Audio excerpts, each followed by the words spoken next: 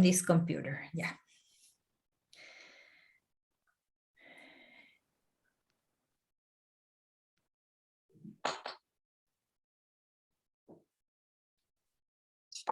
Bueno, muy buenos días, muy buenas tardes a todos los que están ahora y se van a ir sumando.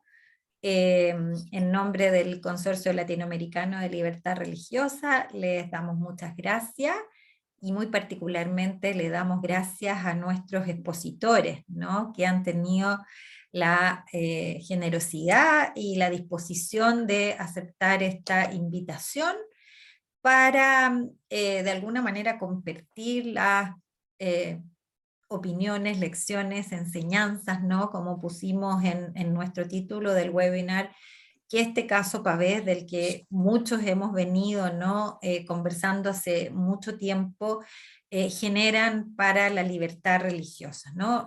Yo creo que lo importante es partir por resaltar que es la primera decisión, ¿no? Que derechamente entra al tema de la libertad religiosa desde la Corte Interamericana, ¿no? Teníamos algunas sentencias, pero que entraban un poco más indirectamente, oblicuamente. Esta es una sentencia que entra de lleno y de ahí, por tanto, la trascendencia de analizar en realidad qué es lo que establece y cuáles son las consecuencias, ¿no? Para el ejercicio de esta libertad en los países, ¿no es cierto?, que están bajo la órbita de la Corte Interamericana, ¿no?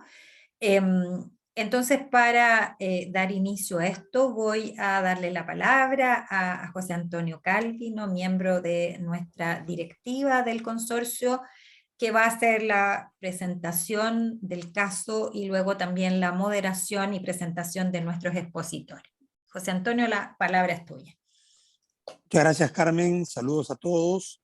Gracias por estar en este webinario sobre libertad religiosa en el caso Pavés versus Chile, enseñanzas y desafíos. Como ustedes saben, el 4 de febrero de este año 2022, la Corte Interamericana de Derechos Humanos dictó sentencia, en este caso, Pavés contra Chile.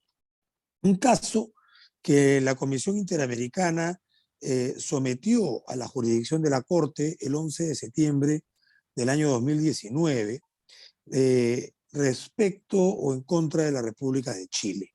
La Comisión señaló que en el caso, que el presente caso se relaciona directamente con la responsabilidad internacional del Estado por la inhabilitación con base a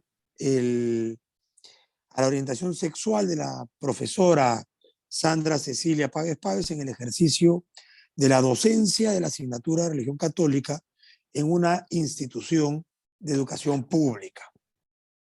El fallo de la Corte declaró, como lo van ahora a exponer nuestros especialistas, básicamente responsable al Estado por la violación del derecho a la igualdad y no discriminación, a la libertad personal, a la vida privada y al trabajo.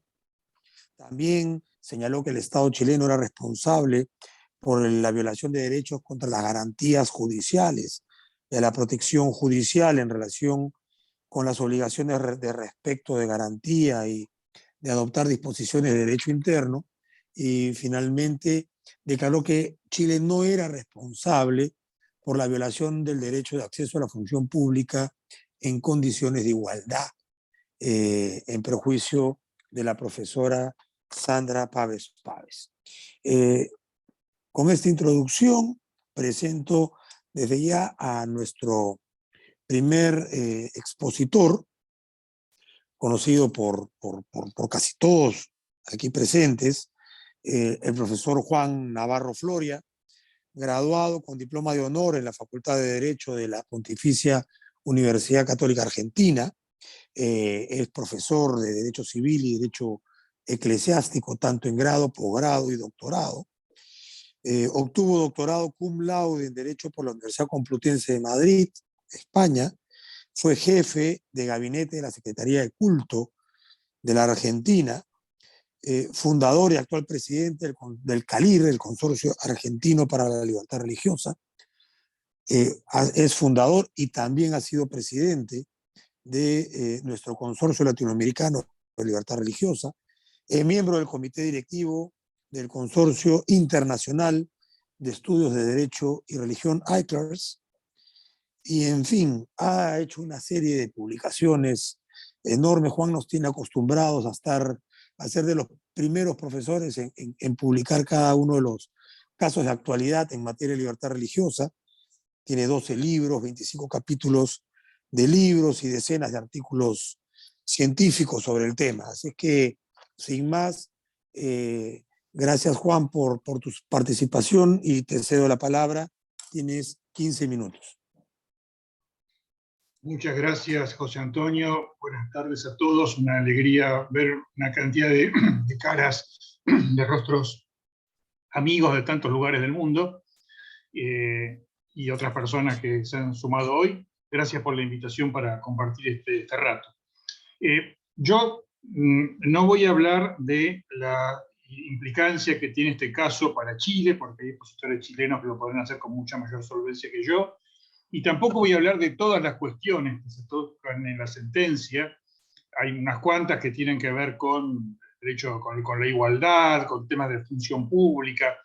Dejo todo eso y voy a tratar de centrarme en algunas implicancias que esta sentencia tiene para el derecho a la libertad religiosa. Como bien decía Carmen Domínguez recién, la Corte Interamericana no se había ocupado hasta ahora de la libertad religiosa prácticamente. Hay un viejo caso que todos conocemos, Olmedo Bustos, también contra Chile, donde la Corte simplemente hizo una definición muy escueta diciendo que la libertad religiosa es muy importante, básicamente. Y luego tocó el tema en relación con otros derechos, fundamentalmente en causas que tienen que ver con comunidades indígenas, pero nunca se había adentrado en la cuestión de la libertad religiosa. En este caso, llamativamente, por más que es muy claro que estaba implicada la libertad religiosa, como vamos a ver, la Comisión Interamericana hizo un planteo, creo que después de esto nos hablará, me parece, Tomás Enríquez más tarde, bastante amañado en el sentido de eludir el planteo de la cuestión de libertad religiosa y solamente planteó la cuestión como un tema de igualdad, un tema de discriminación por razón de orientación sexual y digamos, de acceso a la defensa judicial de los derechos.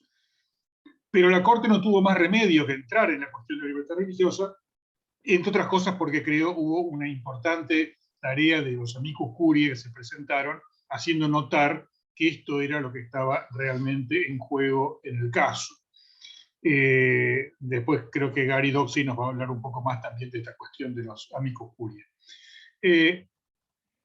Por eso la Corte dijo que iba a analizar los temas propuestos por la Comisión, pero a la luz o en relación con el artículo 12 de la Convención sobre Libertad Religiosa. Algunas cosas que yo señalo brevemente. Primero, la Corte hace varias veces una distinción, dice, hay dos esferas separadas, la esfera secular y la esfera religiosa. Esto parece bastante obvio, pero es bueno que la Corte lo diga, que existe una esfera de autonomía, una esfera propia de lo religioso, en la cual el Estado no se debe entrometer, y viceversa, ¿no es cierto? La laicidad, que tanto se invoca muchas veces, es una avenida de doble mano. Quiere decir que las iglesias y las comunidades religiosas no deben ser las que marquen, digamos, de alguna manera la agenda o definan las políticas del Estado, pero tampoco el Estado deba introducirse dentro de la esfera propia de las comunidades religiosas. En segundo lugar, la Corte hace un estudio interesante sobre la libertad educativa en relación con la libertad religiosa. Y dice algunas cosas que parecen bastante básicas, pero que es bueno que la Corte les haya dicho. Una de ellas es que existe una libertad de los padres para garantizar la educación moral y religiosa de sus hijos en escuelas distintas a las creadas para la propia confesiones religiosas, incluyendo las escuelas del Estado. Esto es obvio, está en los tratados internacionales, pero está bien que la Corte lo recuerde, ¿cierto? Una cosa muy importante, me parece, es que la Corte, en este caso, afirma con mucha fuerza la existencia de una dimensión colectiva de la libertad religiosa. Esto no lo había dicho Olmedo Busto. Olmedo Busto había dicho la libertad religiosa como un derecho de las personas. Pero acá la Corte subraya que hay una dimensión colectiva de la libertad religiosa, y en esta dimensión colectiva donde aloja el tema educativo. Dice la Corte, el derecho a la libertad de religión es un derecho con una dimensión individual y otra colectiva, que comprende varias garantías, una de las cuales consiste en el derecho para los padres, en su caso los tutores, a que sus hijos y pupilos reciban educación religiosa y moral de acuerdo a las propias convicciones. Me parece importante esto porque, sí, como seguramente todos sabemos, en su opinión consultiva 22, la Corte Interamericana había dicho que el Pacto Nacional de Costa Rica solo protege a los individuos, a las personas humanas, y salvo dos excepciones que dejó abiertas, las comunidades indígenas y los sindicatos, no habría posibilidad de que una persona jurídica defienda sus derechos frente a la Corte. Yo creo que la forma en que la Corte aborda el tema del dominio colectivo de libertad religiosa abre la puerta para que las iglesias y las comunidades religiosas también puedan presentarse ante la Corte en defensa de sus propios derechos y de esta libertad religiosa en su faz colectiva. La Corte no lo dice así claramente. Recordemos que la Iglesia no fue parte en este caso, no intervino como tal en este caso, pero me parece que es una posibilidad muy, muy interesante. Lo otro que me parece muy importante es que la Corte reconoce la legitimidad, de acuerdo con la Convención, de la enseñanza escolar de la religión, incluso de la enseñanza confesional de la religión. La Corte dice muy claramente que el sistema que hay en Chile, quizás no todos lo tienen claro, acá en Chile los chilenos podrán explicar mejor, pero las escuelas, aún estatales en sus diversos niveles, deben ofrecer enseñanza de la religión como una asignatura de recepción voluntaria de acuerdo con la elección de los padres, pero se debe ofrecer, y es una religión confesional, no es una enseñanza teórica, sino religión de la religión de estilo catequesis, para decirlo en alguna forma comprensible. Y la Corte dice que esto está bien, es decir, que está bien, que esto es legítimo de acuerdo con lo que la Convención prevé. Hace pocos años en la Argentina tuvimos un caso donde se discutió la enseñanza de religión en las escuelas estatales de una de nuestras provincias, de las pocas que la dan, que es la provincia de Salta, caso Castillo. Y nuestra Corte Suprema en la Argentina invalidó esa enseñanza religiosa. Si la Corte Argentina hubiera aplicado el criterio de la Corte Interamericana, hubiera resuelto al revés el caso Castillo, a favor de la enseñanza religiosa. ¿Por qué? Porque el sistema de Salta era bastante parecido al sistema de Chile, que la Corte Interamericana dice que es conforme a la Convención Interamericana. Esto me parece que es extremadamente relevante. Luego está el tema de la selección de los docentes de religión en relación con esa autonomía de las confesiones religiosas. Y acá la Corte Interamericana dice que no hay discusión acerca de que las comunidades religiosas tienen que estar libres de toda injerencia por parte del Estado en los ámbitos relacionados con las creencias religiosas, la vida organizativa de la comunidad, y en particular los asuntos que atañen a su organización interna. Y dice que la elección de las docentes de enseñar religión forma parte de esta autonomía. ¿Qué es lo que pasa? ¿Dónde para mí se equivoca la Corte? Cuando dice que es necesario que exista una instancia de revisión por parte del Estado de esa elección de los docentes que hacen las confesiones religiosas. Pero después vamos a ver alguna acotación respecto de esto, ¿no? Alguna acotación. La Corte dice, no cabe duda que las comunidades religiosas pueden designar a quienes van a impartir la enseñanza sobre su propio credo. Esto acabo de citar textualmente. Esto creo que es muy importante. Es decir, el principio es este, es la propia iglesia, la propia comunidad religiosa la que elige a las personas que están capacitadas para enseñar la religión. Luego pone esta exigencia de la revisión por parte del Estado, pero dice cuando la enseñanza tiene lugar en establecimientos públicos. Entonces voy a volver enseguida sobre este punto. Hay otra cuestión que se discutió mucho, que fue si la selección o la certificación de la idoneidad que hace la comunidad religiosa del enseñante de religión, lo hace como un ejercicio, un derecho propio, o es una delegación de lo que el Estado le delega a la Iglesia elegir a los docentes. Esto último es lo que la Corte dice, y acá se equivoca, porque no es cierto que sea una delegación del Estado, es un ejercicio propio de la propia autonomía de las confesiones religiosas, la que se ejerce en este caso. Para poder decir que no es un derecho propio de las confesiones religiosas, esta selección, tiene que ser la Corte una intervención muy restrictiva del artículo 12 de la Convención, el párrafo cuarto, porque dice que es un derecho de los padres el elegir la enseñanza religiosa para los hijos, pero no de las confesiones. Acá hay una vacilación, una situación medio confusa por parte de la Corte en el marco de todo lo que venía diciendo. Porque la pregunta es cómo hacen los padres para asegurarse que la enseñanza religiosa de los hijos va a ser realmente conforme con la que ellos desean, si no hay una posibilidad de controlar quién es el que enseña, ¿cierto? Es interesante también que la Corte, entre todos los análisis que hace, a ver, un aspecto llamativo es que la Corte se aparta completamente de lo que el derecho internacional venía diciendo, sobre todo el Tribunal Europeo. Alguno creo que lo diría seguramente después. El Tribunal Europeo tiene, frente a este mismo caso, a estos mismos casos, una resolución diametralmente opuesta.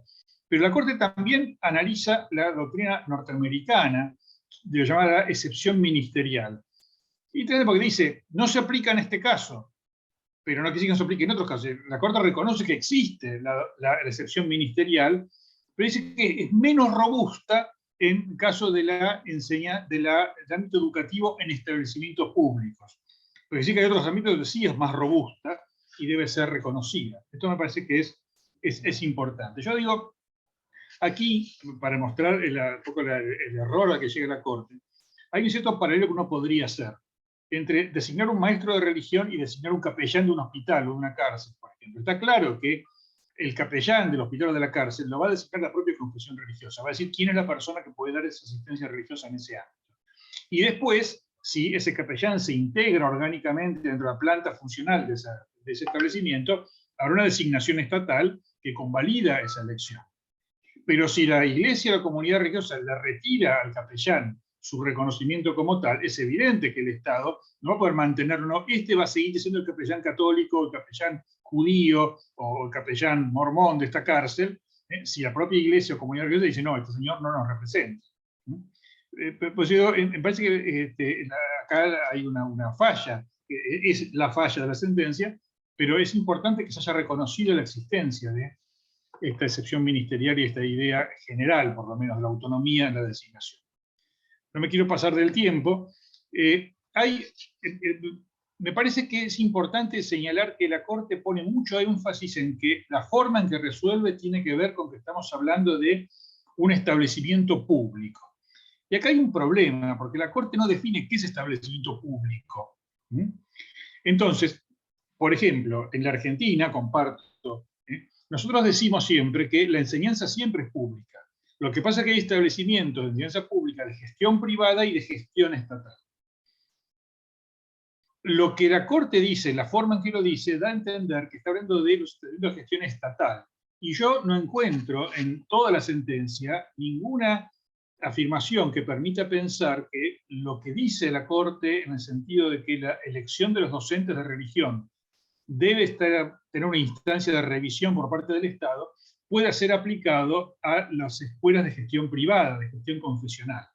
Me parece que esto es importante decirlo. Es decir, creo que tenemos que afirmar que cuando la Corte dice que la forma en que resuelve es porque estamos ante un establecimiento público, incluso hay una discusión sobre si la persona esta era funcionaria o no era funcionaria, quiere decir que esto no se aplica del mismo modo en las escuelas de gestión privada, en las escuelas confesionales, donde ahí sí yo creo que la autonomía de las confesiones religiosas tiene que ser, no sé si absoluta, pero sumamente amplia y sumamente robusta, para usar el término que usa la Corte, ¿no es cierto? Hay un tema que en definitiva que subyace a todo, y que la Corte lo desarrolla más o menos, que es, bueno, cómo la identidad sexual, la orientación sexual de la persona puede ser relevante o no a la hora de elegir un docente de religión. Y acá es donde me parece que la Corte también falla, porque la Corte se diferencia de cómo resuelve estos casos el Tribunal Europeo, como dije, donde sí le asigna esta relevancia, pone acento en lo que es el derecho a la vida privada. Pero hay que recordar que la religión, ¿qué es la religión? La religión es, toda religión supone, digamos, es muy difícil de definirla, pero hay un credo, algo que se cree, hay un código de conducta, y hay un culto. Básicamente son los tres elementos básicos de la religión. Ese código de conducta, esa moral que la religión transmite, enseña, propone y que los fieles siguen, es parte esencial de la religión.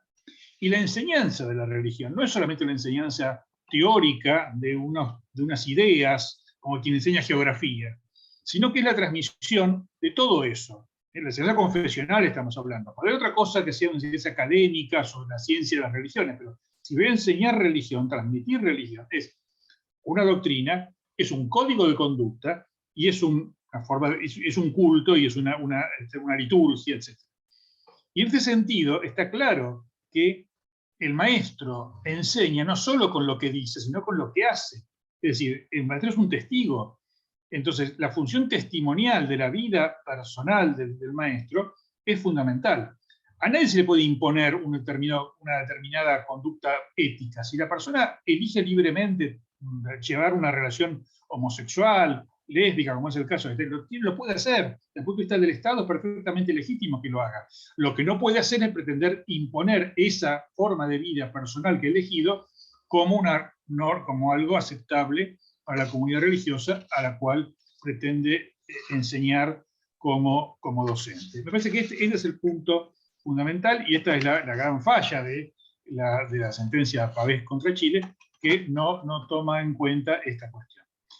Yo voy a dejar acá porque no quiero cederme más del tiempo y después, si tenemos oportunidad, seguimos conversando sobre algunos de estos temas y agradezco nuevamente la invitación. Muchas gracias, Juan. Impresionante, 15 minutos exacto, impecable.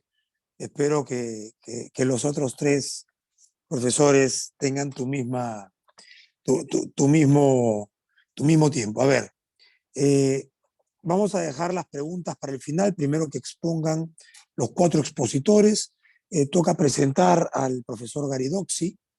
Gary Doxy es profesor y director asociado del Centro Internacional de Estudios de Derecho y Religión en la Escuela de Derecho J. Reuben Clark en la Brigham Young University en Estados Unidos. Trabaja en este centro desde el año 2005 y actualmente se desempeña como asesor regional para América Latina, ¿no? Él enseña además en el Departamento de Historia de la Brigham Young University, donde dicta cursos sobre libertad religiosa en la historia y otros temas. Tiene el doctorado en Historia por la Universidad de Cambridge y el grado Juris Doctor en Derecho y la licenciatura en Historia por la Universidad Brigham Young. Gary es miembro del Consorcio Latinoamericano de Libertad Religiosa también, y él va a centrar su exposición el día de hoy en un repaso de cómo estaba la postura de la Comisión Interamericana antes de la sentencia y dónde quedó la Corte Interamericana en su sentencia respecto a la libertad religiosa, y también nos va a hablar algunos minutos sobre la importancia de los amicus curiae en la coordinación de un trabajo como estos. Gary, tienes 15 minutos. Gracias. Muchas gracias. Realmente es un gusto ver a tantos amigos y tener esta oportunidad para hablar sobre estos temas tan importantes. Varios de nosotros llevábamos encima el caso Pavés por muchos meses, pensando, dialogando, conversando, haciendo estrategias, cómo íbamos a poder influenciar la Corte Interamericana y cómo íbamos a poder defender la libertad religiosa. Realmente el caso llegó a ser algo muy preocupante al leer el informe de fondo de la Comisión Interamericana de Derechos Humanos que se emitió en diciembre de 2018. Y se veía en el informe que tal vez la comisión ignorara por completo los principios más fundamentales de libertad religiosa. De hecho, hizo caso omiso de la libertad religiosa. Solo mencionó que fue una alegación del Estado y sin tratar nada más de la libertad religiosa en su informe. Fue algo muy preocupante. Además, en un párrafo se hizo una extensión de los supuestos derechos humanos de las personas en cuanto a la igualdad y la no discriminación. En el párrafo 61, que fue muy preocupante para nosotros, dice: el principio de igualdad y no discriminación por su carácter fundamental proyecta sus efectos a las relaciones entre particulares, imponiendo obligaciones de carácter erga omnes. Esto implica que el Estado debe garantizar su estricto cumplimiento no solamente en el ámbito de las actuaciones estatales, sino también en la esfera privada. Como muchos de nosotros sabemos, la esfera privada debe gozar de ciertos derechos y en este caso parecía que la Comisión Interamericana imponía un deber sobre el Estado para vedar la discriminación o cosas que se podrían contemplar como discriminación entre particulares. Es muy preocupante. Ahora, yo creo que todos nosotros estamos de acuerdo de que la discriminación es algo repugnante, que se debe evitar. Pero en este caso, el Estado siendo decir que el Estado podía vedar la discriminación, aún tratándose de los actos u omisiones de actores privados, parecía una intromisión del Estado en las libertades de la persona, de los individuos, y en nuestro caso de las iglesias, de las agrupaciones religiosas. Y nos preocupamos tanto, hablamos varios de nosotros, pero cuando la Corte aceptó el caso en septiembre de 2019, empezamos varios de nosotros a hablar y a conversar. Yo creo que todo esto empezó, le quiero dar el crédito a nuestro amigo Tomás Enríquez, que estaba en medio de todo esto. Y él me llamó, yo lo recuerdo muy bien, justo estaba empezando la pandemia. Y me llama y me dice esto y lo otro sobre la Corte, que ya es hora de actuar, tenemos que ir pensando y planeando. Y entonces en abril de 2020, empezamos a hablar y hicimos más grande, ampliamos el grupo de personas que estábamos hablando sobre esto. En el grupo consistía en Tomás Enríquez, Cole Durham, Gerhard Roberts de la Universidad de Trier en Alemania, Javier Martínez Torrón, María José Valero, Paolo Carrozza de la Universidad de Notre Dame en Estados Unidos, Denise Lindbergh, Neil Lindbergh y al principio Ana María Celis, que después tuvo que retirarse del grupo, pero le informamos de ella a nosotros, pero por razones de los intereses de las partes que representaba, no estaba muy involucrada después del comienzo. Y también dos de nuestros estudiantes, Samuel Morales de México y Vinicius Veras de Brasil. Tuvimos reuniones por Zoom casi semanalmente durante meses, pensando y cómo podemos hacer los argumentos para que la Corte no haga caso omiso de la libertad religiosa, para que ponga atención en los principios más básicos de la libertad religiosa y que comprenda y no rechace los precedentes en otras cortes sobre la libertad religiosa. Pudimos lograr algo. Logramos que varios de nosotros coordinamos y luego escribimos varios amicus curiae. Y yo creo que como 6, si no me equivoco, de los amicus curiae eran de nosotros, eran de este grupo, pero también hablamos con otros y a fin de cuentas hubo un total de 35 amicus curiae. Creo, si no me equivoco, que como 10 de los miembros del Consorcio Latinoamericano de Libertad Religiosa estaban representados entre esos amigos. Y como 19 de los amigos eran a favor de nuestro caso, varios de ellos tratándose de la libertad religiosa. Así que yo creo que, y también debo destacar que 2 peritos fueron aceptados por la Corte, 2 peritos de nuestros amigos, el profesor Gerhard Robers y también el profesor Paolo Carrozza, fueron aceptados. Desgraciadamente, la Corte cita a nuestro amigo Paolo Carrozza para decir que el ordenamiento jurídico de Chile está bien, que el decreto 924 está bien, pero entonces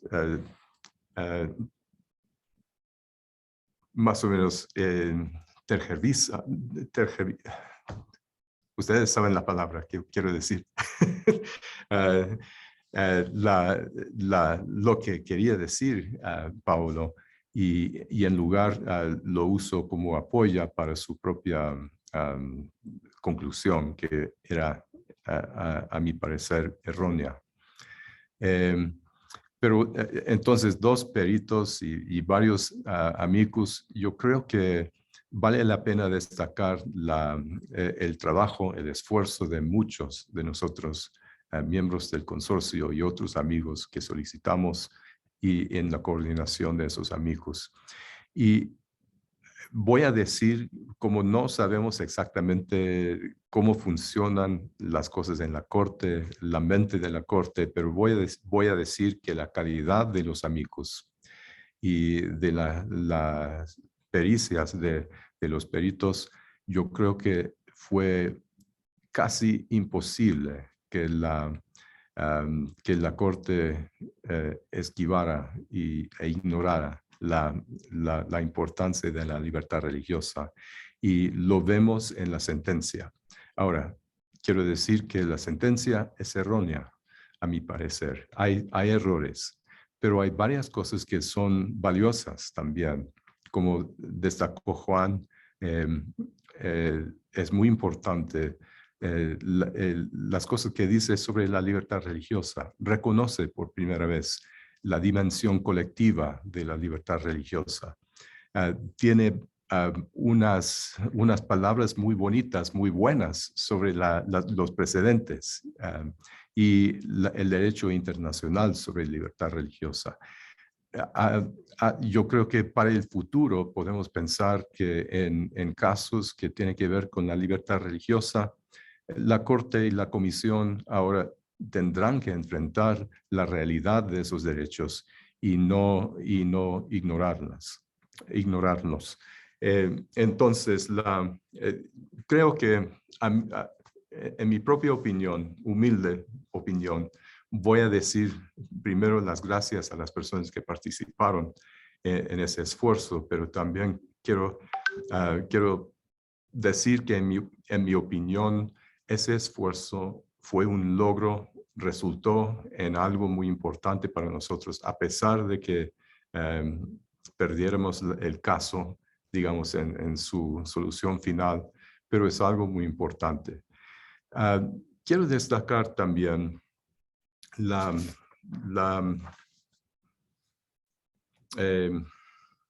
el escrito que hice yo fue sobre la igualdad. Y quiero solo destacar, al terminar, quiero destacar que una cosa que me preocupa bastante, la igualdad. Sabemos que en los sistemas de derechos hay que reconocer que hay libertades y hay la igualdad. La libertad y la igualdad van juntas. De otra forma, el sistema cae. En los años recientes, parece que la Corte, que la Comisión, y esto pasa también en otras esferas, en otros sistemas regionales y también en Estados Unidos, están poniendo todo el énfasis en la igualdad. y se olvidan de la libertad. Ahora, la libertad, la igualdad, tienen que estar juntas y tienen que armonizarse. De otra forma, el sistema cambia y cae, no tiene tanta eficacia. Así que yo creo que nosotros, recae sobre nosotros que estudiamos la libertad religiosa, pensar más en la igualdad y cómo se puede definir la igualdad y cómo va con cómo están las dos cosas juntas, la igualdad y la libertad religiosa. Ahora, la Corte, en mi escrito, yo traté de notar, señalar a la Corte que las dos disposiciones en la Convención Americana, 1.1 y el artículo, también el artículo 24, que son disposiciones distintas.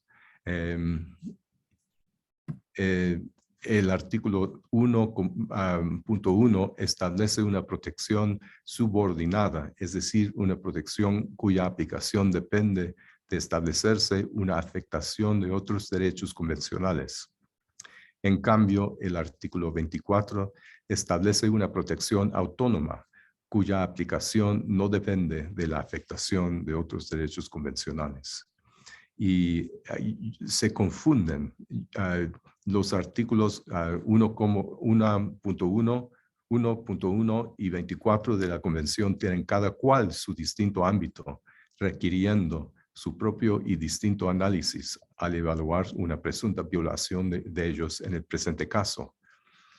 Y eso es algo muy difícil porque la Comisión ni consideró ni analizó el artículo 24, solo dijo en forma somera que el Estado chileno había violado el artículo 24, sin decir más. Y pues esto tiene que ver también con esta parte de la decisión de la delegación de los poderes estatales a las iglesias, que a mi parecer también es una decisión errónea, porque la función de seleccionar a maestras y maestros de la religión me parece inherentemente una función religiosa y no del Estado. Pero respecto de la igualdad, creo que ahora la Corte hizo patente que el artículo 24 está involucrado cada vez que las categorías sospechosas en el artículo 1.1 juegan un rol en el caso. Así Gary, que, sí. Time, please. Sí, está terminando, bueno, por favor. Sí, muchas gracias. Solo quería decir, no quiero ponerme a hablar mucho sobre estas cosas tan técnicas, pero parece ahora que hay una doctrina de incorporación. Si se trata de una categoría sospechosa, ya está el artículo 24. La Corte va a determinar que ya está el artículo 24, que impone una responsabilidad al Estado para vedar la discriminación, aún tratándose de actores privados. Bueno, muchas gracias.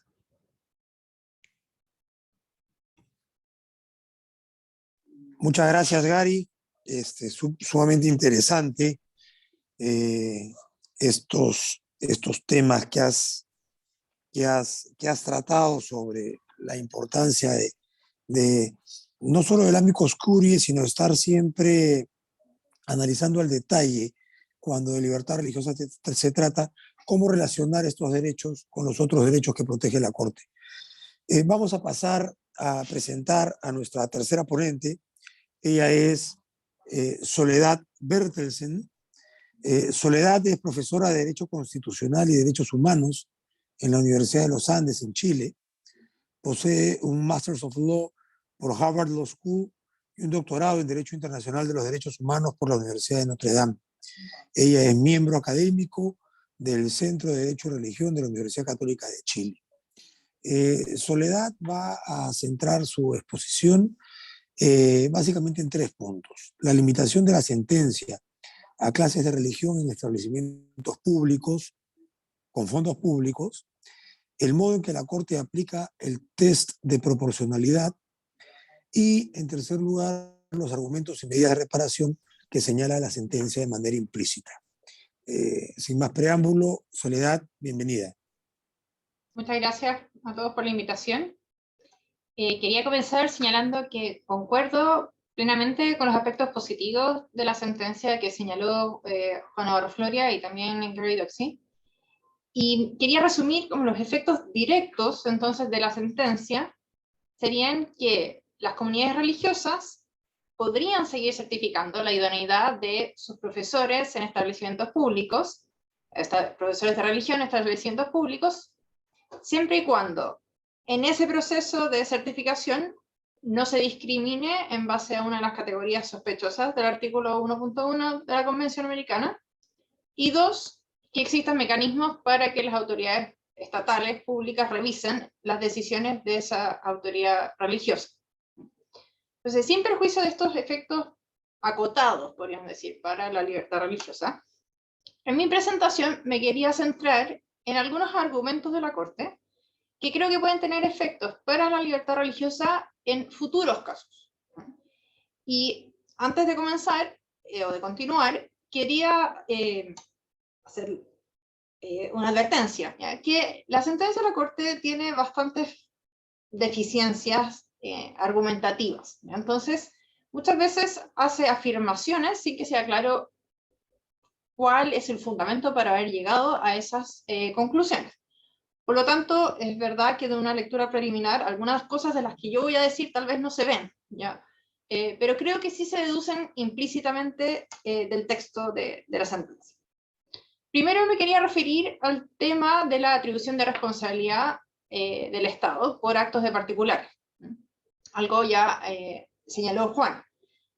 Efectivamente, la Corte Interamericana solo tiene competencia para juzgar a Estados, ¿ya? Violaciones de derechos humanos realizadas por Estados. Entonces uno bien se podría preguntar, bueno, ¿por qué en este caso en que el vicario para la educación de un obispado católico revoca el certificado de idoneidad de una profesora de religión católica, ¿por qué en este caso se juzga al Estado de Chile? ¿No? ¿Por qué el Estado de Chile tendría que ser responsable por el acto de esta autoridad religiosa?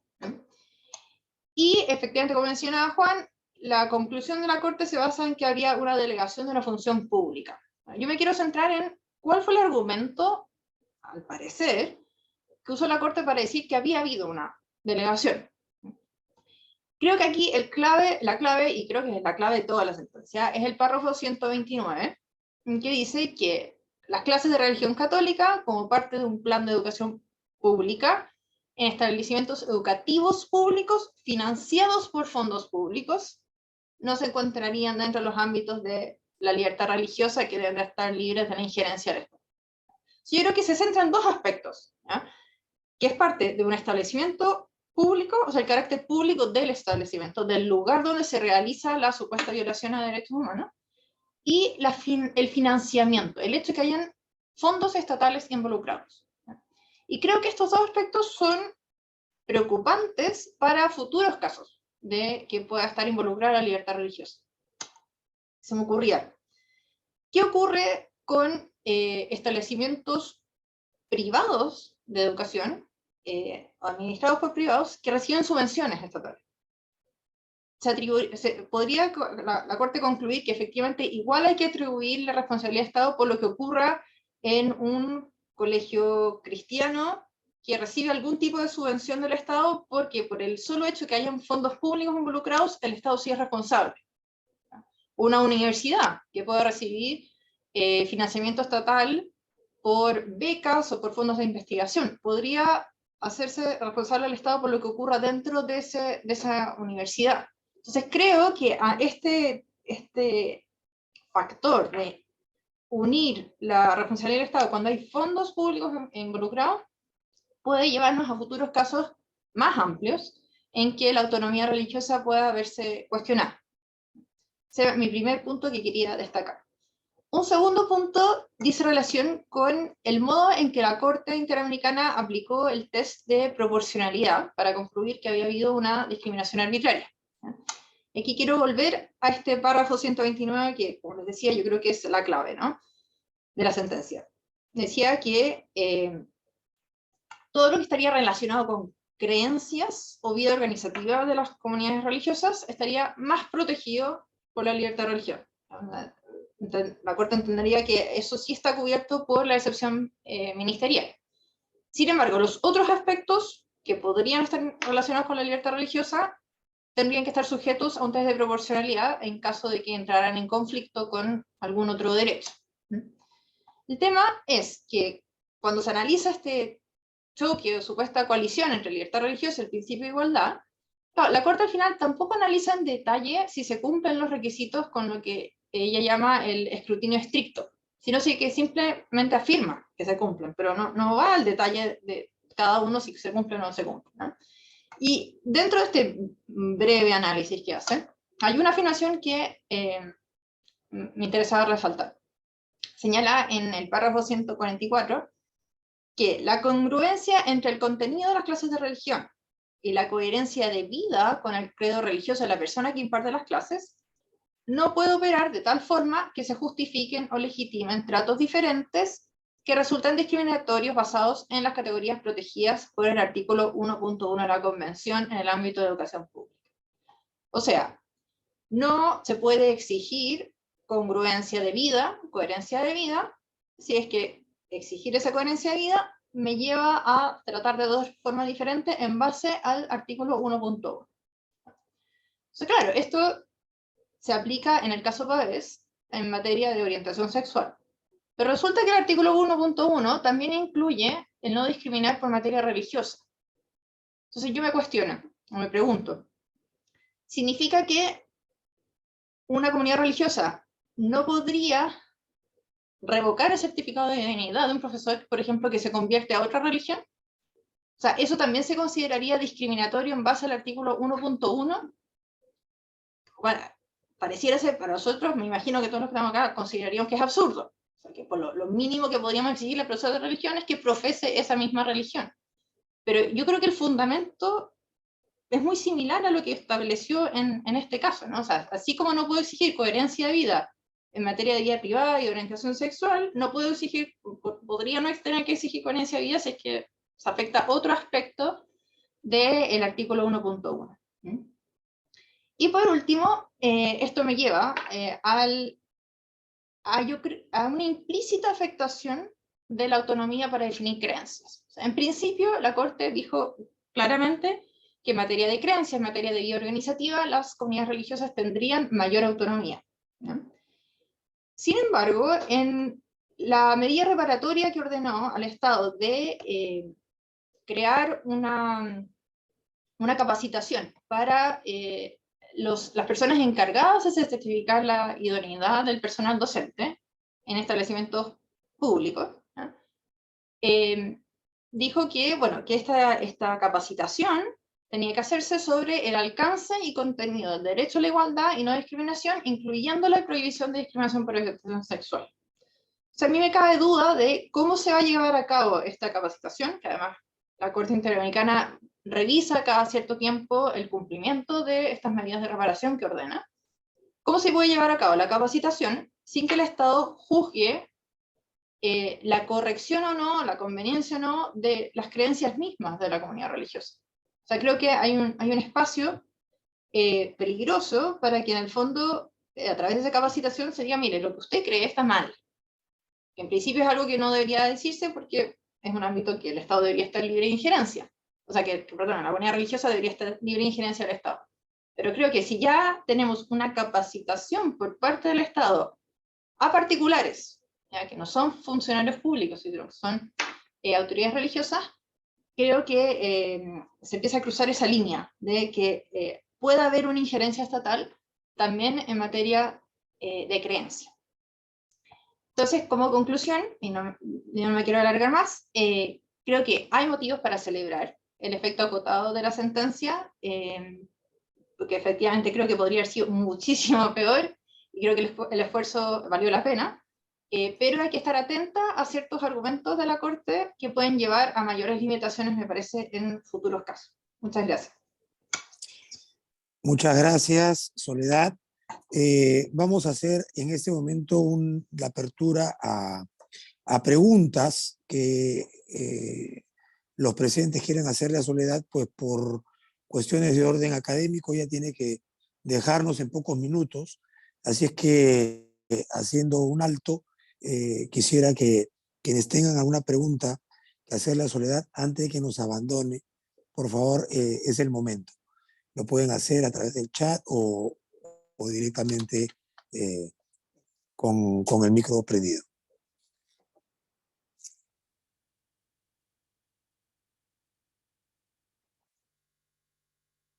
Sí. Hola. Sí, adelante, Carmen. Soledad, primero que nada, muchas gracias por tu exposición.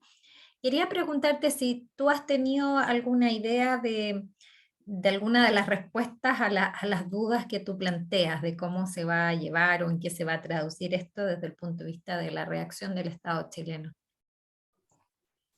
Yo creo que hay que poner en contexto el momento constitucional que estamos viviendo en Chile. Porque si bien la sentencia es acotada, el texto propuesto por la Convención Constituyente, que se va a plebiscitar el 4 de septiembre en Chile, creo que podría ir más allá, ¿ya? Porque habla de que Chile se va a establecer un Estado laico, que la educación pública en el fondo tiene que ser neutra y no religiosa en la práctica. Entonces, creo que si se aprueba el borrador de la propuesta de constitución que se está discutiendo en Chile, podría ir más allá y tener más efectos respecto de eliminar educación religiosa en establecimientos públicos. Por lo tanto, ir más allá y limitar más la libertad religiosa que lo que hace la misma sentencia de la Corte Interamericana. Entonces, tengo la impresión que el Estado quiere esperar. O sea, que en el fondo van a haber algunas conversaciones, hasta lo que sé, si se llamaba alguna comunidad religiosa, para ver cómo cumplir con la sentencia, pero yo creo que no va a haber ninguna definición clara, esa es mi impresión, hasta después del 4 de septiembre, en que se sepa si se va a aprobar el nuevo texto constitucional o se va a mantener con la constitución vigente.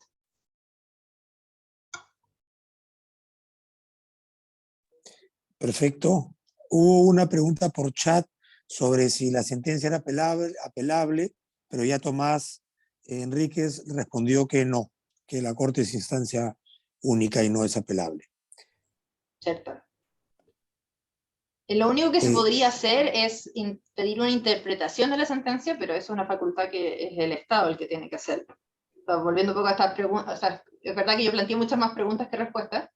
Yo pensando en eso decía, claro, esto sería una típica pregunta que uno podría hacerle a la Corte, bueno, ¿qué quiere decir con esto? Pero uno, solo lo puede hacer el Estado, que no lo va a hacer, y dos, tampoco sé si nos conviene. O sea, creo que es mejor en este caso que haya quedado un poco en indefinición, para que se pueda interpretar con efectos más acotados.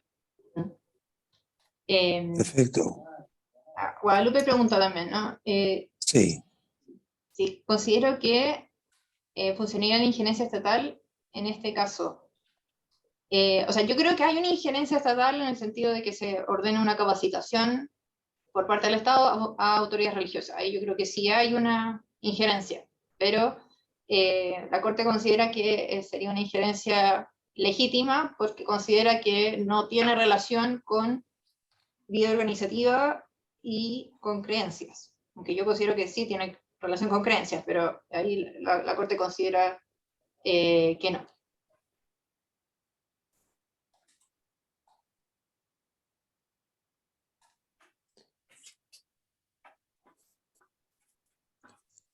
¿Alguna otra pregunta? ¿Alguien que tenga alguna duda? Para alargar un poco la participación de Soledad.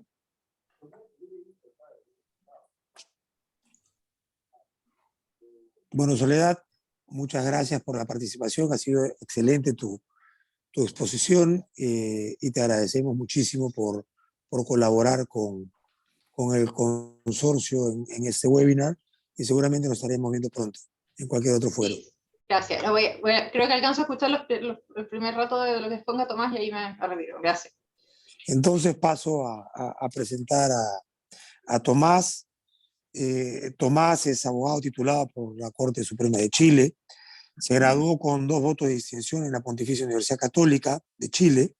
Obtuvo el título de maestro en Derecho Internacional de los Derechos Humanos en Georgetown University Law Center y en el año 2015 trabajó como investigador legal en Kirkton McConkie. Es fundador y exdirector general de Comunidad y Justicia, que es un bufete de abogados pro bono de interés público en Chile. Está dedicado a promover y defender los derechos de los padres, el derecho a la libertad religiosa, la libertad de expresión y la protección del derecho a la vida de todos los seres humanos. Él ha trabajado como jefe de la División Jurídica del Ministerio de Educación en Chile y desde el año 2019 es director para América Latina y el Caribe de ADF Internacional. Debo mencionar que Tomás ha trabajado este caso Pavés desde el interior prácticamente y conoce muchísimo, muchísimo del tema. Él va a tratar básicamente las actuaciones inapropiadas de los jueces de la Corte en este caso, así como destacará los, según él llamado, pocos, pero importantes aspectos positivos de la sentencia para lo que es el desarrollo de la libertad religiosa en América Latina. Tomás, un gusto verte de nuevo. Tienes la palabra. Muchas gracias y gracias por invitarme, y voy a ser más breve que todos los demás expositores porque ya hemos recorrido y sacado la carne de la sentencia, no me queda mucho más que decir. Yo solamente quería poner de relieve, para los que nos están escuchando, y como mencionaste en tu introducción, algunos de los vicios que veo en la sentencia, tanto de carácter procedimental como de argumentación, fundamentalmente porque creo que todos los presentes o quien eventualmente tenga que verse enfrentado a la invocación de esta sentencia en los tribunales nacionales, debiera saber esto o tener algunas luces a fin de poder llamar o pedirle a los tribunales domésticos que contesten a la Corte Interamericana y que distingan respecto de esta sentencia que en razón de que en algunos aspectos de su dicta dice afirmaciones que derechamente son contrarias a derecho. O sea, no porque lo diga la Corte es derecho. Yo firmemente creo en esa idea. Cuando se ha asentado jurisprudencia y doctrina en un sentido, no porque la Corte Interamericana diga una frase tan absurda como la que comentaba Soledad, en el sentido de que la libertad religiosa se tiene que adecuar a la no discriminación, que no es claro lo que eso significa, vamos a entender de que ahora eso es el nuevo derecho vigente. No me parece que sea así. Este caso tuvo un montón de particularidades procesales de las cuales yo tuve conocimiento porque, como mencionaba José Antonio, me tocó trabajar en el gobierno chileno cuando llega por primera vez la solicitud de la Comisión Interamericana de Derechos Humanos para ver si había un posible acuerdo antes de que el asunto se remitiera a la Corte Interamericana, y después de eso tuve alguna participación asesorando a su vez al Estado en la anterior administración en cómo se iba a llevar adelante la respuesta. Y a partir de eso es que fui conociendo las vicisitudes del proceso. Y hay 2 cosas que quiero apuntar. Uno, es que en este caso hubo por lo menos 2 instancias de prejuzgamiento como un vicio al debido proceso que en cualquier tribunal de nuestros países y ante la misma Corte Interamericana habría significado un hallazgo de violación de derechos humanos y además una posible nulidad del proceso. Los que vieron las audiencias públicas de la Corte, y estos videos están disponibles en YouTube, tienen que haber visto que al cierre de del interrogatorio que se llevó adelante a Rodrigo Primni, el experto o el profesor de Derecho colombiano que fue llevado como perito de parte de la comisión. La jueza Elizabeth Odio Benito, en lo que creo que tal vez es más discutible que el segundo caso que les voy a decir, pero ella se pronunció o explícitamente y de manera reconocida lo dice: me aparto y hago observaciones personales, pero en el contexto de una audiencia pública, de un juicio, en el cual ella cuestiona a la Iglesia Católica y el magisterio de la Iglesia Católica en aquellos aspectos que ella ve como contrarios a los derechos de las mujeres y de las minorías. Y eso a mi parecer, dado que si bien la Iglesia Católica no es parte de este juicio porque no podía hacerlo, es indudable de que es parte del trasfondo y que, dado que es ella la que tomó la decisión que el Estado o que la Comisión señala había sido delegado de parte del Estado, eso era parte integrante de lo que estaba discutiendo en juicio, y ahí la jueza estaba adelantando, realizando un prejuzgamiento que habría dado lugar a que ella se tuviera que recusar, cosa que obviamente no hizo. Y el segundo, que me parece que es mucho más evidente, es que Rodrigo Pérez Manrique, el juez uruguayo que hoy día además preside la Corte, dio una entrevista a un medio especializado, un blog jurídico, en el mes de diciembre del año 2021, a casi 2 meses antes de que hubiera deliberación y decisión por parte de la Corte Interamericana, y en esa entrevista él adelantó lo que era al menos su voto y resultado en el caso de Sandra Pavés, señalando de que esta iba a ser una de las oportunidades que iba a tener la Corte para profundizar en la cuestión de la violencia de género aplicado en este caso a una profesora lesbiana. Entonces, y esto él lo da, insisto, un medio de comunicación, la entrevista todavía sigue publicada en internet, esto debió haber sido motivo para que él se recusara a sí mismo, pero por supuesto no lo hizo. Por otro lado, creo que la sentencia en sí además contiene un vicio de prevaricación, y lo digo con todas sus letras porque creo que lamentablemente, respondiendo a lo que decían en el chat, no existe otra instancia, no hay otro tribunal que pueda conocer de esto, ni siquiera es posible levantar ante la misma Corte un vicio de nulidad, es parte de las deficiencias institucionales que tiene este tribunal. Pero este tipo de cuestiones son las que uno creo que debiera saber alegar y oponer hacia el futuro respecto de las actuaciones de la Corte, que por lo demás en el pasado ha tenido más de alguna de estas actuaciones altamente discutibles y, como les digo, en este caso derechamente de prevaricación.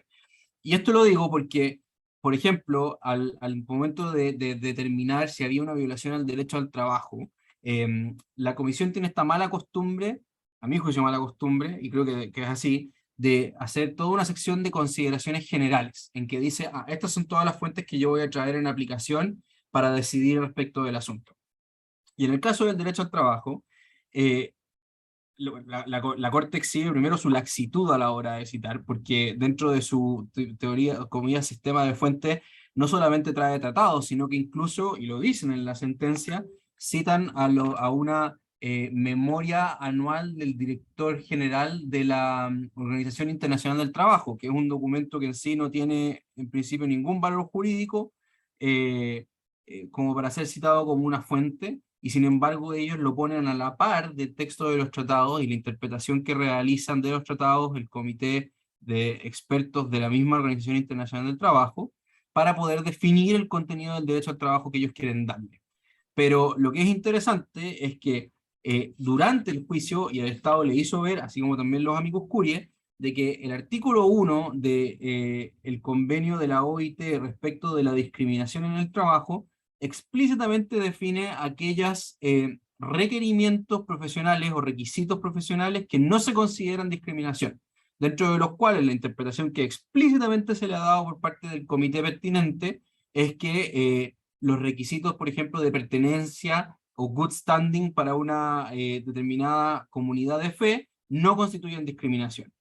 Y la Corte, citando ese mismo tratado, refiere e invoca los artículos 2 y 3 para poder fundar su concepto de discriminación arbitraria, pero omite derechamente referirse al artículo 1, que era una norma de ratio que era decisiva para resolver la cuestión de si se había violado o no el derecho al trabajo, y sin embargo acá la omite. Entonces, lo que yo en otro lado he por lo menos sostenido con enojo es que creo que si la Corte está invocando este tratado, no hay excusa posible de por qué no invoca, reconoce y aplica aquellas normas, aquellos artículos que son directamente aplicables a la resolución del caso, y que la explicación más razonable de eso es que ella simplemente, de manera que, lo digo con todas sus letras, insisto, es prevaricación a mi juicio, decide no invocarlo o no reconocerlo porque esto habría ido en contra de la tesis que ella estaba sustentando. Esos son para mí algunos vicios esenciales en todo este proceso, que por supuesto no fueron reconocidos por la Corte, pero así es como finalmente quedamos en este asunto. Ahora, sobre los aspectos más positivos de la sentencia hacia el futuro, porque dicho eso, hay que hacer, como digo, el trabajo o el tener la intención de contestar, pero eso no necesariamente va a ser exitoso. Sí creo que tenemos que tener a la vista y rescatar lo positivo, y más allá de lo que todos los demás ya han dicho, yo agregaría sobre eso que los derechos humanos no exigen laicidad. ¿A qué voy con esto? Que en la audiencia pública del caso, si bien no estaba explicitado de esta manera en el escrito de solicitudes, argumentos y pruebas de los representantes de Sandra Pavés, sí lo argumentaron a través de sus preguntas en la audiencia pública. Ellos pretendían que las exigencias de los tratados internacionales de derechos humanos a su vez le exigen a los estados el tener que asumir como propio el principio de laicidad, y sin entrar a discutir de cuál sería exactamente el contenido de ese principio. Pero muchos de los informes de Amicus Curiae pedían que se dictaminara de que los tratados iban o requerían que los estados tomaran un sistema de separación iglesia-estado que fuera semejante al mexicano, es decir, uno que en la práctica llegaba a ser incluso hostil. Y esto lo recuerdo específicamente porque venía en el informe de Amicus Curiae que envió la Cátedra Benito Juárez de la Universidad Autónoma de México, en que hacían este punto. Ahora, dado que lo alegó, esto es implícito por supuesto, pero habiendo sido alegado por los representantes de Sandra Pavés, como también por los Amicus Curiae, que la Corte correctamente señalara de que esto no es exigible a los estados en razón de los tratados que ellos han firmado, me parece que es un punto importante en un contexto regional en que hay varias voces que levantan esto como argumento y que dicen que la única forma de que se respeten a cabalidad los tratados internacionales de derechos humanos es que los estados acepten o adopten este esquema de laicidad a la mexicana. Y eso hoy día, creo yo, con la sentencia no puede al menos argumentar de que queda ya descartado. Finalmente, mi última observación con esto es que no habría que olvidar que en este caso, con todo lo bueno que puede salir de la sentencia, que creo que es real, que lo defiendo, a mí no se me olvida, ni creo que nos tenga que olvidar, de que nada de esto es la razón decisiva del caso. Esta es una sentencia en que el asunto se resuelve por la vía de la aplicación de proporcionalidad. O sea, y ese es el elemento central que decide el caso. Todo lo demás es de alguna manera un adorno, lo cual significa que todo lo que consideramos que es positivo puede tener menor impacto del que esperamos, pero a la vez significa que uno también puede decir, no, estos son teorizaciones de la Corte, pero no son el derecho aplicable. Lo que es aplicable en este caso es que se dijo, mira, acá se aplicó un test de proporcionalidad, el test de proporcionalidad se aplicó mal, además, por lo que dijo Soledad, de hecho es una no aplicación, simplemente se llega a la afirmación de que los costos superan más bien, claro, los costos de la restricción sobre Sandra Pavés superarían los beneficios obtenidos en favor de la libertad religiosa. Pero eso significa que, que incluso lo que Soledad destacaba de esta idea de que no se puede pedir coherencia a los profesores, no es en sí una afirmación de lo que decide el caso. Es solamente, insisto, teorización de parte de la Corte. Y perdón, me agrego un tema más y con esto lo prometo que cierro. Pero otro tema que me parece que es interesante es que acá la Corte, casi por accidente, termina accediendo a la idea de que aplica la excepción ministerial, que es una idea que yo voy a defender y creo que es defendible, pero que sí observo de que no fue parte nunca del argumento central del Estado. Porque la Corte aquí quiso, creo, esto es mi especulación, a sabiendas de que no tenía cómo argumentar de manera eficaz para distinguirse de las sentencias de la Corte Europea de Derechos Humanos y de otros tribunales de los distintos países de esta región, que ante el mismo caso habían resuelto de que no era ilegítimo que las iglesias tomaran estas decisiones y que además era proporcional que los profesores incluso fueran despedidos de las escuelas, si esto era necesario para poder resguardar la libertad y autonomía religiosa, ¿por qué esas decisiones estaban equivocadas y la Corte Interamericana tenía la razón? Como yo creo que la Corte no tenía argumentos que dar en ese sentido para distinguirse, es que prefiere elevar la idea de la excepción ministerial como un hombre de paja, en vez de tener que lidiar con la cuestión de la proporcionalidad como lo habían hecho los tribunales en Europa, porque, insisto, en ese caso simplemente perdía. Voy a callarme con eso porque si no me voy a exceder en el tiempo, pero muchas gracias por la invitación y tener la oportunidad de conversar con ustedes. Muchas gracias, Tomás. En realidad te quedaba un minuto todavía, así que gracias a todos, en verdad, a los cuatro han cumplido estrictamente el tiempo. Así que nada, pasamos a la ronda de preguntas. Javier Martínez Torrón ha levantado la mano desde Madrid. Adelante, Javier. Muchas gracias, José Antonio. Y ante todo, mis disculpas por haber llegado tarde. La verdad es que con tantos usos horarios en el folleto terminé por confundirme la hora y pensé que comenzábamos a las 8 horas española. Perdón porque creo que me he perdido una discusión muy interesante, pero lo que he podido oír de Tomás me sugiere un par de preguntas y un rápido comentario.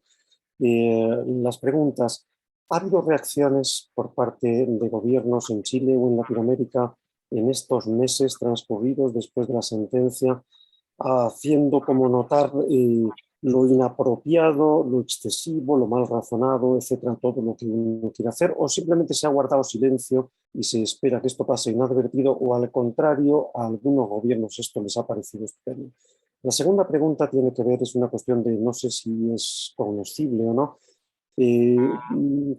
Este es el típico caso de sentencia que redactan personalmente los jueces, o más bien los letrados de la Corte, y los jueces más o menos firman sin mirarla demasiado a fondo. Y el comentario: en relación con esto último que hablabas de la excepción ministerial, yo vengo de unos días de una conferencia en Roma donde surgían este tipo de cuestiones, y me parece que es interesante abundar en lo desacertado desde mi perspectiva de términos como exención de normas generales, excepciones ministeriales o de cualquier otro tipo, porque me parece que sitúa a opciones que son plenamente legítimas como resultado de la autonomía religiosa individual o colectiva en el ámbito de lo extraordinario o de lo privilegiado, cuando es simplemente el ejercicio de un derecho. Gracias, Tomás. ¿Respondo yo? Sí, Tomás, adelante. Gracias, Javier. No han habido reacciones, tampoco las esperábamos, salvo la del gobierno chileno, que en este caso con alegría recibió la noticia, porque la actual administración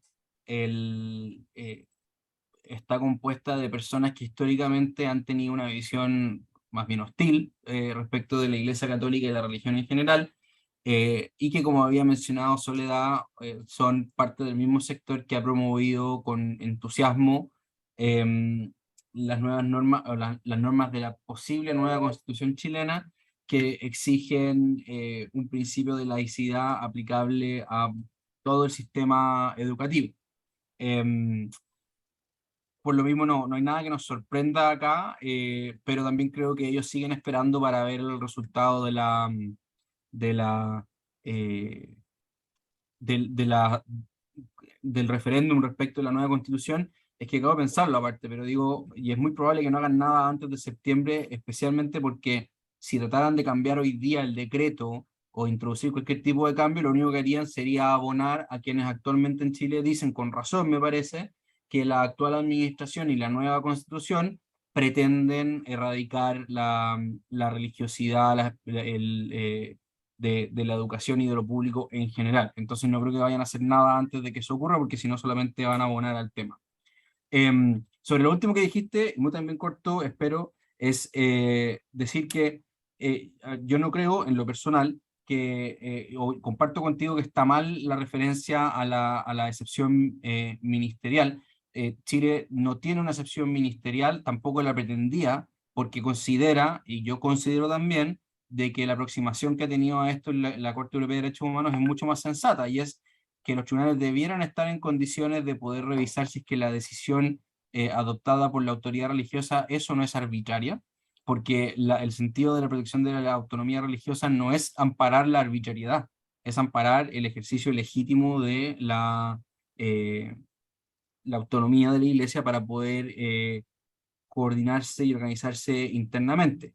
Y en ese sentido, la excepción ministerial, como la aplican en Estados Unidos, claro, tiene una ventaja, y es que protege todo y protege bien, pero protege de manera que es sobreinclusiva, porque incluso aquellos casos en los cuales una iglesia como empleador, por ejemplo, toma una decisión que puede tomarse por motivos que no sean netamente religiosos y que a veces pueden ser incluso arbitrarios, de hecho, eso simplemente queda protegido por esta inmunidad jurisdiccional. A diferencia de lo que sucede en Europa, en que en cambio el examen es distinto. Y eso es lo que la Corte Interamericana nunca logró entender, y por eso es que terminan con este resultado que a mi juicio es absurdo, de admitir que no hay nada de malo en la regulación chilena sobre las clases de religión, pero piden que se incluya un recurso judicial especial para cuestionar las decisiones de las autoridades, porque ese recurso ya existe. Sí, el recurso de protección que intentó Sandra Pavés sí era eficaz en la medida de que ella hubiera podido demostrar lo que en este caso no ocurrió, que es que se estaba quitando su certificado de idoneidad por razones que no tenían nada que ver con su idoneidad religiosa. Y el ejemplo que siempre se me ocurre con esto es, por ejemplo, que tuviera el obispo animadversión personal, una vendetta familiar, que ella tuviera conocimiento de asuntos de corrupción interna y que por eso mismo entonces en represalia se le quita el certificado de idoneidad. Ninguna de esas razones debería estar protegida por la libertad religiosa, pero en cambio una decisión basada en si esta persona está viviendo de manera coherente con los dictados o exigencias de esa fe, sí lo es, y por eso entonces el recurso de protección no prosperaba, pero no es porque no exista una vía para poder recurrir y cuestionar estas decisiones, y la Corte, demostrando que fue incapaz de comprender la operación del derecho chileno, exige entonces y condena al Estado de no tener este recurso. Eso. Gracias, Tomás. Sí, aquí en Perú tampoco hubo ningún pronunciamiento ni a nivel estatal ni a nivel de medios. Seguimos. Si alguien tiene alguna otra pregunta.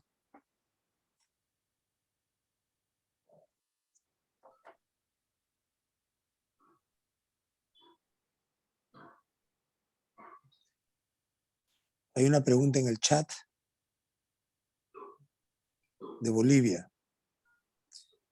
Pregunta si en el fallo del caso Pavés versus Chile como precedente generaría otras implicancias negativas a los ordenamientos jurídicos de los estados y la autonomía de las comunidades religiosas respecto a la enseñanza religiosa.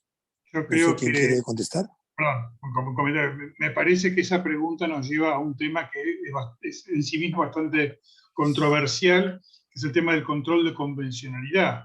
Es decir, el fallo afecta únicamente a Chile, pero como sabemos, la Corte Interamericana ha ido desarrollando y amplificando, y uno diría exacerbando, una idea que intentó, que es el control de convencionalidad, que es la obligatoriedad de todos los tribunales y de todos los órganos administrativos de los países que son parte del pacto de aplicar su propia legislación interna a la luz de la Convención del Pacto de San José de Costa Rica y de la interpretación que de la Convención hace la Corte. Con lo cual, según la doctrina, según cómo la Corte está exponiendo el tema de convencionalidad, los distintos países, inclusive Bolivia, estarán obligados a resolver las cuestiones que se les presenten de acuerdo con los criterios que la Corte ha establecido. Este es un tema que es bastante controversial, porque en realidad no surge del pacto mismo, no vamos a tener esa discusión ahora, ¿no es cierto? Pero bueno, la sentencia estrictamente es obligatoria únicamente para el país que es parte no para los demás.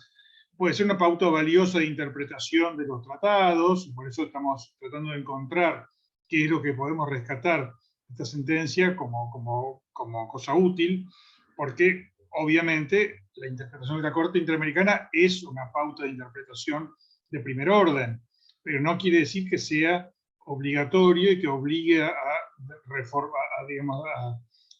adaptarse ciegamente a lo que la Corte ha dicho, por lo menos esta es mi interpretación.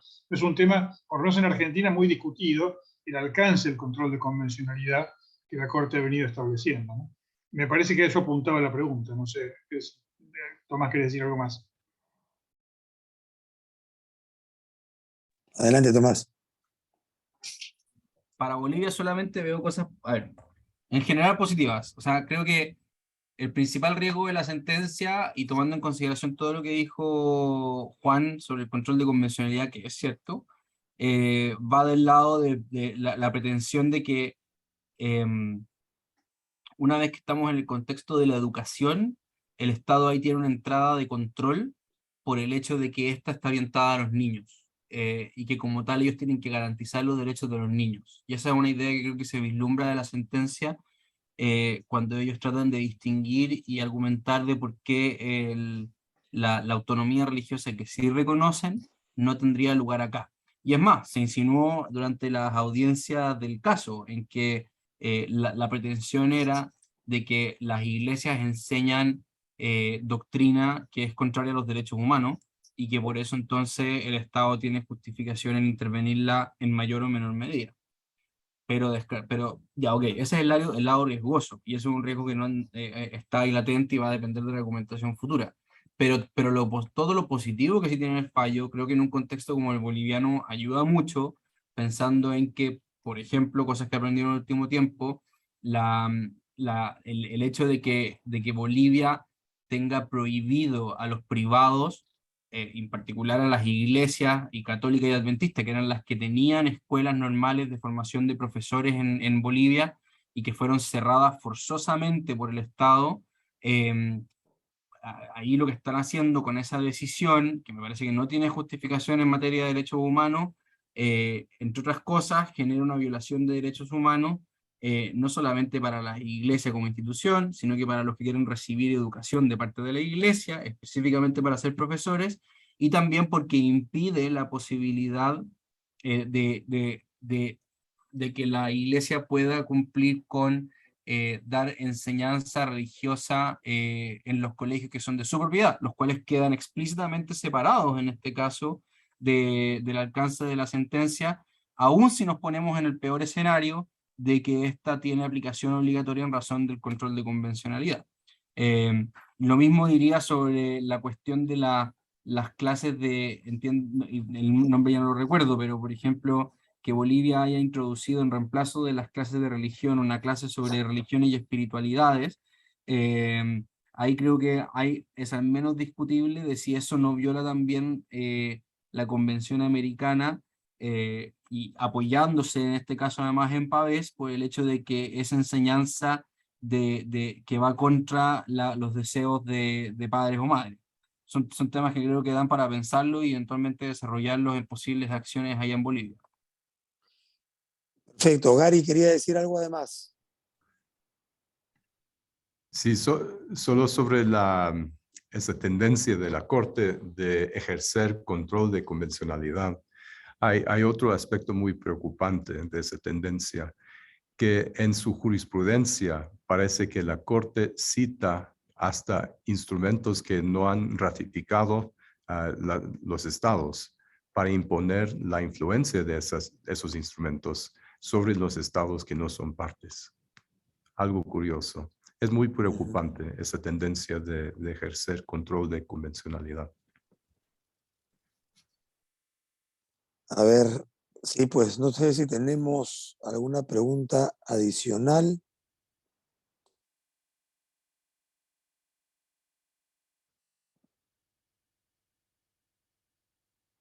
Parece que no.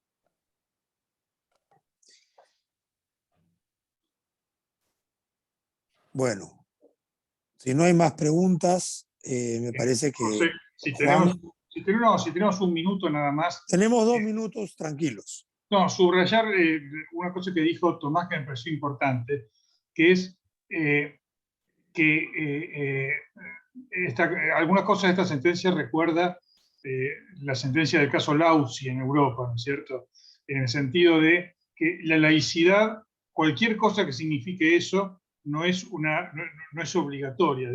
Yo soy un defensor de la laicidad bien entendida, pero no es obligatorio el laicismo en el sentido de la exclusión de la religión de la esfera pública. Por eso decía que el reconocimiento de la dimensión colectiva de la libertad religiosa, de la dimensión pública de la religión y de la legitimidad de la presencia de religión en la escuela, incluso en su forma más, uno diría, más intensa, que es la enseñanza confesional de la religión, no solamente una cosa cultural, sino enseñanza de religión en las escuelas, me parece que esto es muy positivo. Por eso digo, más allá de que el resultado final digamos, que tenga debilidades argumentales, la sentencia, que el resultado final no haya sido mejor en algún sentido, pero me parece que hay estos valores, estos reconocimientos, y que además, como alguien dijo, yo creo que la Corte fue forzada a decirlo, porque la Comisión la llevaba hacia otro lado. La Comisión planteaba esto en otros términos. Y yo creo que ha sido el aporte, digamos, la insistencia, ni siquiera del Estado, que su actuación tuvo también sus bemoles, sino de los amicus curiae, sobre todo, forzó a la Corte a tomar estas definiciones que me parece que son realmente valiosas. Hay que saber utilizarlas luego, ¿no? Hay que ver cómo esto continúa, hay que ver otros casos que se presenten, cómo sobre este se construye. Pero hay que decir una cosa también, yo he leído algún comentario doctrinal, ¿no es cierto?, quejándose amargamente de que la Corte haya hecho esta valoración de la religión. Por supuesto, de personas que estaban, digamos, del otro lado, ¿no es cierto?, que esperaban una cosa mucho más agresiva de la Corte hacia la Iglesia y la religión, y sin embargo, quejándose de que por qué la Corte tuvo que hablar tanto de la religión y por qué tuvo que reconocer la existencia de la excepción ministerial, más allá de que coincide con Javier, que digamos, hay que plantear esto no tanto en términos de excepciones o de excepcionalidades, sino de ejercicio de derechos. Coincido eso. Pero digo, creo que, pues como palabra final de mi parte, me parece que esta es la típica sentencia que no deja conforme del todo a nadie. Es decir, y cuando eso pasa, muchas veces ocurre que no está desacertada. Porque si alguien hubiera ganado en toda la línea, bueno, pero cuando pasa esto, es como que había un ejercicio de una búsqueda, digamos, no sé si decir de términos medios, pero creo que da para sacar cosas positivas que ojalá podamos desarrollar en el futuro. Y nada, termino y agradeciendo de nuevo la posibilidad de esta conversación. Bueno, queridos amigos, muchas gracias a todos por su participación, a los exponentes, a los expositores, agradecerles muy especialmente por el magnífico uso del tiempo y por haber dado respuesta a todas las interrogantes que se han hecho en este caso, que es realmente sumamente interesante. Yo termino acá y le doy paso a nuestra presidenta, Carmen Domínguez, para el cierre de la sesión. Muchas gracias, José Antonio. Nada más que agradecer a nuestros expositores. Terminamos justo en 1 hora y media, que es lo que nos habíamos comprometido, así que mucho agradecimiento a ustedes por la calidad de sus exposiciones. Por supuesto, nos vamos con una mezcla de sentimientos, ¿no?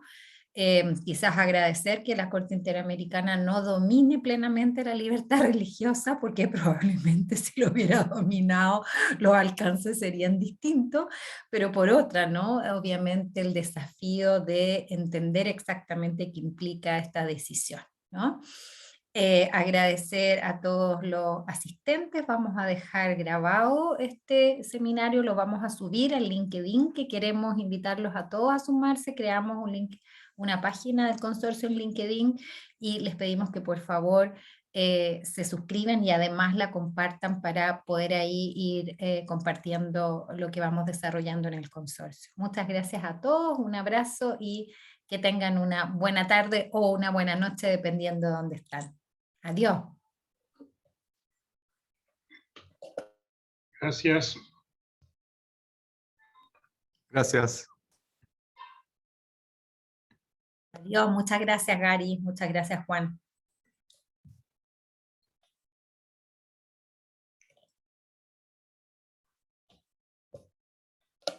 ¿Aló? Javier, ¿cómo estás tú?